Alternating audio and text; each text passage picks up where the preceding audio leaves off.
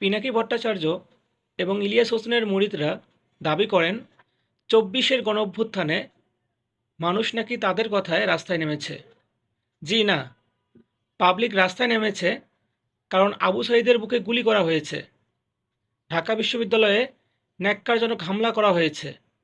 Even আমি নিজেও ১৮ জুলাই আন্দোলনে গিয়েছিলাম এই দুইটি ঘটনার জন্য। এটা ছিল নৈতিক সমর্থন। কিন্তু ইলিয়াস হোসেন এবং পিনাকি ভট্টাচার্য আন্দোলনে সমর্থন দিয়েছেন এজন্যই কারণ তারা আগে থেকেই আওয়ামী বিদ্বেষী। ২০২২ সালের বিশ্বকাপ ফুটবল ফাইনালে ব্রাজিল সমর্থকদের বলতে হয়নি আপনারা ফ্রান্সের সাপোর্ট করেন। ওনারা স্বয়ংক্রিয়ভাবে ফ্রান্সের সাপোর্টার হয়ে গেছেন কারণ তারা আগে থেকেই আর্জেন্টিনা বিদ্বেষী। ঠিক তেমনিভাবে ইলিয়াস হোসেন এবং পিনাকি ভট্টাচার্য আগে থেকেই ছিলেন আওয়ামী লীগ বিদ্বেষী।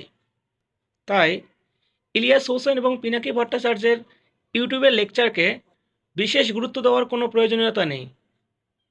আন্দোলনে সশরীরে না গিয়ে বিদেশের মাটিতে এসিতে বসে ইউটিউবে বকবক করাই যায়।